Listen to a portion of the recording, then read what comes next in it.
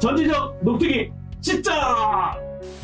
전지적 농특이 시점 계속 이어나가겠습니다. 오늘은 에너지 전환에 대한 이야기를 하고 있어요. 외국 사례 얘기를 좀 하다 말았는데 외국 같은 경우에 지금 어떤 활동들을 하고 있는지 조금 더 알 수 있을까요? 농업이라는 게 사실 전통적으로 보면은 3F 산업이라고 얘기하는데 네. 식품, 푸드, 네. 파이버, 섬유, 목화 같은 거 있잖아. 네네. 그리고 퓨얼, 연료. 연료. 원래 이 세 가지를 생산하는 전통적으로 농촌에서 이걸 다 생산을 했었죠. 예. 근데 이제 산업화 시대가 되면서 이제 석유를 사용하게 되면서 연료를 생산하는 게 빠져나갔죠. 다시 요즘 시대에 아마 가장 키워드로 듣는 게 뭡니까? 아마 재생 가능한, 아마 리뉴어블, 막 이런 용어가 가장 핫한 용어입니다. 만약에 기후위기 시대에 농촌이 어떤 모습이 될 거냐 그러면은 우리가 과거에 살았던 좀 더 자연과 친화적인 그런 삶으로 다시 되돌아가는 그런 하나의 과정 중에 하나일 거라 생각하고, 근데 그게 우리 농민들이나 아니면 농촌 사람들이 사는 분들이 있는 데는 낯선 게 아니고 익숙하던 환경일 거라는 걸 먼저 좀 하나 말씀드리고 싶고요. 네. 그래서 그 다른 나라를 보더라도 전부 다 이런 방향인 거죠. 하나는 에너지를 어떻게 줄일 거냐면 농촌 쪽에서는 예를 들면은 우리가 농산물을 생산하려 그러면 농기계도 써야 되고 비료와 농약도 사용해야 됩니다. 그리고 또 그걸 생산하는데 에너지가 많이 들어가죠. 그럼 이걸 어떻게 줄일 거냐는 게 중요한 문제고요. 그러면서도 불구하고 생산은 효율적이어야 되지 않습니까? 그러면은 이걸 적게 쓰면서도 어떻게 하면 그러면 생산량을 유지하고 늘릴 것이냐? 여기에 새로운 기술을 어떻게 접목할 거냐? 이걸 우리가 요즘 얘기하는 이제 디지털이나 스마트 이런 용어로 표현되고 있는 것들이고요. 그 다음에 또 하나가 농업하는데 많은 시설들이 사용됩니다. 또 하나는 에너지 시설을 굉장히 많이 사용하고 있죠. 그런 쪽에 사용한 에너지 시설을 에너지 양을 어떻게 줄일 거냐? 아니면은 농기계에 사용되는 에너지를 뭐 예를 들면 일본 같으면 수소로 바꾸는 그런 일도 해나가고 있고요. 농기계를 수소로 바꿔요? 수소차 얘기하듯이 농기계를 마찬가지로 수소로 일본에서 지금 본격적으로 해나가고 있는 오. 거고 유럽에서 하고 있고요. 그래서 에너지 사용하는 자체가 이제 근데 이것들이 뭐 몇 년 안에 이루어질 문제는 아닌데 그런 미래가 그렇게 바뀔 거는 아는 거죠. 먼저 세계적인 흐름을 조금 더 짚어보면 그래요. 자, 이거 메모해놓을게요. 네네. 예, 세계 흐름 사실 보고. 네. 그 에너지 전환과 관해서 가장 앞서 나가고 있는 데는 유럽이죠. 네. 지금 이제 그린딜해서 유럽연합이 전 세계를 이제 추동해 나가는 힘이 거기서 나온다고 보는데요.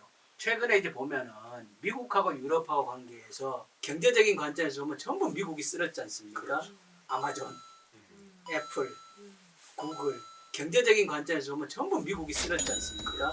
그런데 이 밀린 관계를 유럽이 미국과의 관계에서 역공을 가할 수 있는 이 좋은 기회로 이 에너지 전환 문제를 먼저 치고 나가는 거 아닌가 이런 생각하거든요. 중국도 마찬가지예요. 중국도 지금 보면은 전 세계 재생에너지 분야에서 가장 많은 투자를 하고 있는 데가 사실은 중국입니다. 2018년도 전 세계 재생에너지 분야에 투자한 금액이 전체가 300조인데 그런데 중국이 절반에 가까운 돈을 중국이 투자한 거거든요. 이게 이렇게 하는 이유는 이 새로운 에너지 전환을 통한 신산업 분야에서 헤게모니를 누가 장악할 것인가 이 싸움을 하고 있는 거라고 보고요. 중요한 거는 이 헤게모니 싸움 과정에서 자기네들이 더 많은 비용과 어려움을 거쳐서 에너지 전환을 해나갈 때 동참하지 않는 악당들에 대한 보복 조치가 사실은 현실화될 거라는 거죠. 또 하나는 아리백. 네. 재생에너지를 100% 사용하지 않은 기업의 제품들에 대해서 구매해주지 않겠다는 민간 차원의 자율적인 협약. 우리나라는 문제가 우리는 완전히 수출로 먹고 사는 사회고 중간재가 수출의 대부분이고 누군가가 사주지 않으면 제조해서 어느 것도 팔아먹을 수 없는 나라인데 우리 물건을 사줘야 할 회사들이 아리백, 재생에너지로 니네가 생산하지 않으면 그 인증서를 붙여오지 않으면 구매하지 않겠다라는 구체적인 요구를 하고 있다는 거죠. 아예 수출 못하게 될 수도 있다는 거네요. 그렇죠. 그걸 써서. 야, 이건 단순한 이 문제가 네. 매우 심각한 문제고 최근에 SK가 8개 그룹 회사가 아리백 선언에 동참하겠다라고 얘기를 했고 LG가 그보다 먼저 했단 말이에요. 네. 그 이유는 다른 게 있는 게 아니에요. SK가 반도체를 납품받는 애플이 구체적으로 요구하는 거거든요. 30년도까지는 우리가 거래하는 모든 업체들이 재생에너지로 제품을 만들어 오지 않으면 구매하지 않겠다는 요구를 하고 있기 때문에 SK가 그런 선언을 했는 건데 에너지 비용 굉장히 높거든요. 농사에서. 네. 그러니까 생산비에서 원예 같은 경우에 에너지 비용이 50% 차지한단 말이에요. 그런데 그 에너지를 면세유든 뭐 면세전기든 쓰고 있는데 이것이 더 이상 지속되지 않을 것이 눈앞에 와 있다는 거예요. 의원님은 이제 쭉 말씀하셨는데 이게 어떤 식으로 농업적으로 다가올 거냐. 예를 들면은 똑같은 돼지고기가 있습니다. 근데 이제 우리나라에서 농장이 생산한 돼지고기는 그냥 친환경 뭐 이런 종류의 돼지고기예요. 근데 유럽에 생산된 돼지고기는 탄소 배출 제로의 돼지고기다. 이런 시장에서 만약 우리나라 시장에서 딱 두 개가 경쟁을 합니다. 소비자들은 어떤 걸 선택할까요? 브라질 같은 경우도 최근에 자료를 보니까 소를 키우지 않습니까? 브라질이 네. 워낙 소고기를 많이 먹는 나라니까 이 소가 보면은 탄소 제로 소입니다. 소 사육을 하는데 그래서 소가 이 사료를 먹는데 사료를 콩이라든가 사료를 먹는 만큼의 나무를 심는 거죠. 그래서 이거를 탄소 제로를 맞춰 가지고 이게 만든 소고기라는 걸 아는 거죠. 분뇨를 배출하지 않습니까? 근데 지금은 분뇨를 배출했을 때 그것이 탄소를 배출하는 것이 되지만 그 분뇨를 제대로 활용을 하면은 그 탄소를 가지고 에너지화 시켜낼 수 있거든요. 재생에너지. 그러니까 바이오가스에서 재생에너지로 만들어내면 탄소를 포집하는 기능도 있을 뿐만 아니라 탄소를 연료화하는 기능까지 있으니까 이중 효과가 있단 말이에요. 이런 부분을 앞으로 확장시켜 나가고 또 거기에서 기술적 진보들을 이뤄내야죠. 그 가축 응가들을 모아서 그걸로 에너지를 쓸 수 있다. 제가 덴마크 쪽에 봤을 때 그리고 독일도 그렇고요. 거기는 고품질 분뇨라는 표현을 써요. 고품질이요? 아 분뇨도 고품질 분뇨. 아 응가에도 품질이 있구나. 그러니까 황금 응가? 분뇨를 가지고 에너지화 하려고 하면은 그대로 탄소를 많이 함유하고 있는 상태의 응가가 고품질인 거죠. 아 네. 이제 우리의 현황과 문제점을 좀 짚어보면서 이제 넘어가야 될 것 같아요. 네. 앞서서 이제 유디님께서 조금 말씀하신 데다가 못했는데 네. 지금 그래서 우리도 에너지 전환하겠다고 네. 태양광도 깔고 풍력도 만들고 뭐 바이오매스도 한다는 시설도 설치하고 그랬어요. 그런데 그 말씀 중에 중요한 게 뭐냐면 그런데 농민들이 지금 행복하냐? 특히 이 정부 들어와서 에너지 전환을 표방하면서 태양광, 풍력 설치량이 늘어나지 않았습니까? 그런데 또 이게 농촌 입장에서는 외지에서 또 들어오다 보니까 우리 지역에 태양광 설치가 되는데 여기에 대한 수익은 외지 사람들이 다 가지고 간다. 그리고 경관 나빠지는 거 아니냐. 이렇게 되면서 지금 농촌 지역 곳곳에서 태양광이나 풍력을 둘러싼 갈등이 막 곳곳에서 일어나고 있는 거죠. 여기서 생기는 갈등을 어떻게 우리가 해결하고 풀어갈 수 있을 것이냐. 저는 이게 너무나 큰 숙제다라고 생각을 합니다. 그리고 앞부분에 제가 독일이나 유럽을 갔더니 에너지 자립 마을들이 있더라 이런 얘기를 드렸었는데요. 실제로 2009년 10년도에 이명박 대통령 때 우리나라도 저탄소 녹색 마을 이런 걸 했어요. 그래서 마을 단위로 태양광 또는 산림 바이오매스 열병합 발전소 또는 얘기했던 가축 분뇨를 이용한 바이오가스 플랜트 마을에 설치해서 그 마을의 에너지 자립률을 40%까지 올리는 저탄소 녹색 마을 사업을 곳곳에서 진행을 했습니다. 그런데 그것도 다 많이 실패를 했죠. 이게 에너지라는 게 그 지역 사회에 들어온다는 거는 지역 주민들이 이 에너지를 생산하고 소비하는 과정에서 개입이 되고 참여가 돼야 되는데 설비만 덜렁 들어가게 되면은 그때부터 막 난리가 나기 시작했던 거예요. 그래서 세계가 바뀌었고 우리도 농업 분야에서 기후 위기에 대응해야 되겠고 그래서 농업 분야에서 오히려 더 적극적으로 재생가능 에너지를 해야 되는데 이게 지금 갈등이라든지 또 지난 저탄소 녹색 마을에 실패가 있는 겁니다. 그러면 이게 왜 실패했는지 왜 실패할 수밖에 없었는지 이런 것들의 답을 찾아가지고 이 문제를 풀어가야 되는 게 우리 사실은 농어촌의 과제이고 또 우리 농특위 안에서의 에너지 전환 포럼의 숙제라고 할 수가 있습니다. 고모님께서는 이제 국회의원을 하시면서 이런 정책, 정부 정책의 내용들을 계속 보시면서 또 실패 사례나 이런 거 다 아시잖아요. 또 어떻게 성공이 될지도 알고 어떤 방식이 지금 현재 문제가 있고 앞으로 어떻게 지향하면 좋겠다라는 그런 의견이 있으신 말씀. 일단 인식의 전환이 필요하고요. 인식. 농촌 농업 사회가 대상이 아니라 주체가 되어야죠. 특히 독일의 농민들이 에너지 전환 문제가 나왔을 때 환영하고 박수쳤다 그러거든요. 왜냐 그러면 이 에너지 전환이 되면 재생에너지, 햇빛, 바람은 도시에 있나요? 다 시골에 있지. 신재생 에너지 시대로 간다면 신재생 에너지의 생산은 다 농촌 사회, 농산어촌에서 가능한 문제이기 때문에 그러면 농산어촌에 생산할 새로운 것이 생긴다라는 것은 그곳에 미래 가능성, 부의 증식이 충분히 가능하다는 거죠. 그래서 환영했다. 그리고 실제로 지금 이제 유럽에 보면은 바이오 가스도 전기 굉장히 비싸게 구매되고 있기 때문에 농촌 사회에 불을 훨씬 더 증진시키는 효과가 왔죠.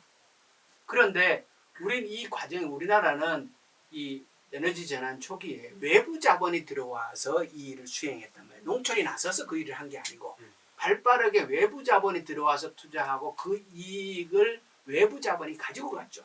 네. 그래서 농촌 사회에서는 어떤 얘기가 있었냐면 다 뺏어가더니 이제 바람하고 햇빛까지도 수탈해버립니다. 그러니까 똑같은 태양광이 있어도 똑같은 바람개비가 돌아가도 저것이 돌아가면서 내가 잘 때도 돈을 만들어줘. 이런 생각이 있으면 훨씬 더 사람이 달라지죠. 네네. 여기서 하나 더 짚고 갈게. 그러면 우리가 농특위에서 모였잖아요. 농특위 뭐라고 있고 에너지 전환 포럼은 과연 그 관련해서 어떤 일을 하고 있는지 또 궁금하거든요. 농업 분야가 사실 이 에너지에 대한 관심이 사실 크지 않았죠. 워낙 농업계 다른 이슈들이 많지 않습니까?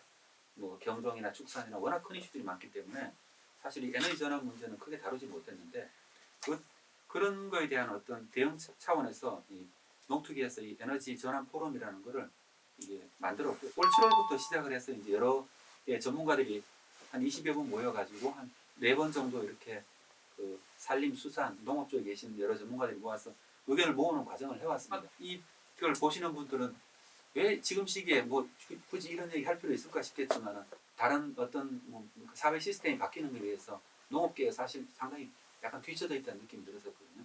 그래서 저도 이 포럼에 참여하면서 이 좀 농업계에 계신 분들이 아니 농민분들이 이런 이 문제도 중요하구나. 우리가 뭔가를 해야 되겠고 아마 다 같이 위기감을 느끼고 계셨다고 생각합니다. 에너지 전환 포럼이라는 걸 통해서 어떻게 한번 농민들이 전달할 수 있는 기회가 있었으면 그런 역할을 하고 있다고 생각합니다. 네. 기후 에너지에 대한 대응력을 기르는 거는 우리가 반드시 농어촌에서 지금 해야 되는 일이죠. 그 농어민들을 좀 주체로 2021년도에 대해법을 찾아가는 이런 작업을 저희가 내년에는 하려고 해요. 특히 이걸 봤더니 왜 이렇게 아무 일도 아니고 다 방치돼 있지? 이런 갈등을 누군가는 앞장서서 조정해야 되는데 알고 봤더니 법이 없네. 이걸 총괄할 수 있는 법이 필요하겠다라고 해서 농어촌 에너지 전환법을 저희가 준비를 하고 그 법에 누가 어떤 역할들을 해야지 우리 농어촌에서 주도적으로 대상화되지 않고 주도적으로 이 문제를 풀어갈 수 있겠구나라고 하는 내용들을 그 내용을 채워가는 작업들을 저희가 2021년도에는 하려고 합니다. 아쉽네요. 많이 도와주세요. 제가 국회에 있었으면 내 손을 했을 텐데. 한번 나가시죠. 자 이제 마무리를 좀 해야 될 것 같은데 오늘 방송하신 소감하고 앞으로 어떤 각오로 일하시고 임하실 건지에 대한 관련한 오늘 이야기 마무리 말씀으로 그러니까 아까 말씀드렸던 농촌 사회의 밸류에이션이 바뀌고 있다. 우리 농업의 황금어장, 새로운 황금어장이 열리고 있다라는 측면에서 보다 적극적이고 과감한 변화를 시도해 볼 시점이 아닌가. 농촌에 새로 귀농하고 정착하고자 하는 젊은 분들이 이 분야에 정말 미래를 걸어볼 만한 일이 아닌가. 뭔가 이제 변화의 시기지 않습니까? 지금 에너지가 변한다는 건 시대가 바뀐다는 걸 의미하거든요. 산업혁명이랑 좀 에너지가 변하면서 달라지는 거지 않습니까? 지금 시대가 딱 보면은 화석연료 시대에서 이제 재생에너지로 전환되는 시점인 거죠. 그래서 이 시점을 그럼 농업적에서는 어떻게 바라봐야 될 거냐? 농민들은 그럼 이 변화를 바꿔나가는 주체가 될 거냐? 아니면 이 변화의 대상이 될 거냐의 문제가 있는 거죠. 그 기후 위기에 농어촌의 대응력을 키워야 된다고 생각을 해요. 그래서 저는 이 문제를 같이 풀어서 접근하려면 어떤 법이 있어야 되고 어떤 제도를 만들어야 되고 우리 모두는 어떤 내용을 같이 학습해야 되는지 상호 학습이 정말 중요하다고 생각해요. 그래서 2021년도에는 좀 더 우리 농어촌 현장의 모든 사람들이 기후위기와 에너지 전환에 대한 필요성을 같이 학습을 해서 좀 달릴 수 있는 준비, 전환을 본격적으로 할 수 있는 준비, 그런 준비를 하는 2021년도를 만들었으면 좋겠습니다. 그런 일을 하는 데 있어서 우리 농특위 농어촌 에너지 전환 포럼도 그 역할을 하도록 열심히 하겠습니다. 하겠습니다. 네. 오늘 저 농어촌 에너지 전환 포럼의 위원장님, 간사님, 고문님까지 저희가 풀 세트로 준비했는데 풀세트. 예, 아주 잘 된 것 같아요. 오늘 좋은 말씀도 너무 편하게 잘 들었습니다. 그 많은 분들이 맷 데이먼이 화성에다 감자 심었다고 우리도 그럼 되는 거 아니냐고 그러시는데 그거 영화예요. 그거 진짜 아닙니다. 진짜 화성에 감자 심기 전에는 우리 지구 지켜야 됩니다. 지구를 지키기 위해서 함께 에너지를 어떻게 전환해 나가야 할지 집 나가면 전지적 농특위 시점 오늘 순서 마치겠습니다. 함께 해주신 여러분 정말 고맙습니다. 여러분 감사합니다.